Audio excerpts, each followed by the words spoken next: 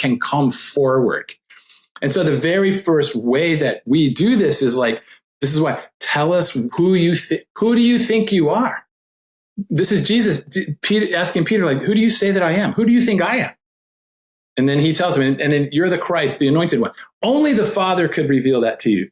Flesh and blood could not reveal that to you. That's an important statement that Jesus is making. How does Peter know who Jesus is? The Father told him. Jesus didn't tell him.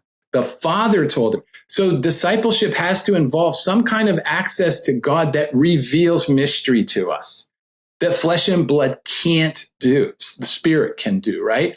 And so that has to be like the primer. If the person doesn't understand who they are, the training won't stick. It's like putting expensive paint on a wall that's not primed. It can be super expensive and really good. It doesn't change. It'll peel because you're putting it on the false identity of the person, their woundedness, their I'm not good enough, that deep down, I really know I'm unworthy. Like we can't go forward in that identity. That's wide is the way of I'm not worthy. Narrow is the way, like, no, believe about yourself what God says about you in the scriptures. So hearing God then is asking God who he says you are, and in that, and then sharing that with your community. And then in that sense of identity, you're beloved. You are unconditionally loved by God. Do you understand that that's part of your identity? You are unconditionally loved. If you're unconditionally loved by God, you are not afraid to approach him and ask him anything. You're not afraid he's going to kill you one day if you're too committed. You're not afraid he's going to ruin your kids. Most of us, when we're praying, are self-protecting even against God and what he might do because of this fundamental lack of belief that he really loves you. He's not mad at you. He's not disappointed in you. And so I asked these kids in this Christian school, I said, raise your hands. There's 400 of them. Raise your hands if you believe God's disappointed in you. They all raised their hands. They've all been taught that God is pretty much disappointed with them most of the time. Okay, so then how vulnerable are you going to be in your prayer life with a God that's already disappointed in you? You're not going to do it.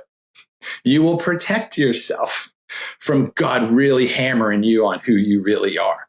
And adults are really tough on this. It's like, just ask Jesus what kind of parent he thinks you is. No way, no way. Why? Because he's going to condemn me. Where do you get that? See, I think discipleship walks people out of this kind of wrong idea about God and themselves and others. It's always the inversion of the great commandment. It's always a wrong view of God, a wrong view of yourself, and a wrong view of others. And Jesus is like, look, all the law and the prophet hangs on these two. One is you need to understand and love God with everything that you have. And two, you've got to love others in the same way that you love yourself. Do you love yourself? Nope. Well, we're in trouble then about loving others. Again, a lot of times, a church, a 1 hour, 2 hour church service can never touch this stuff. That's unfortunate. They can't. You've got to have small groups. You've got to have tight, we call them islands of sanity or creative minorities. And that's the way the church grew.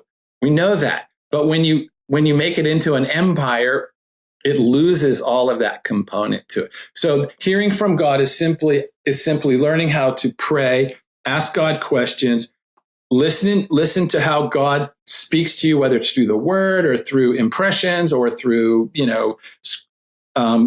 things, ideas you have in your head, and then always weigh them in the scriptures. Always go back to the scriptures. Is this consistent with how God communicates to people in the Bible? Yes, it is. He communicates with people in so many different ways. Is it consistent with his word? Is it profitable for correction, instruction, reproof, and righteousness? Is it result in love, joy, peace, patience, goodness, kindness, self-control? Yes, yeah, that's okay. There he is. Does it create in you a sense of joy, of movement? Yes. Does it create in you fear, guilt, and shame? No. If it does, not him. God does not accuse people of things. Satan accuses. He's the accuser. God is not an accuser of humans. But most of us think he is. Most of us think he's up there going, shoo, wow. And so that's why he's still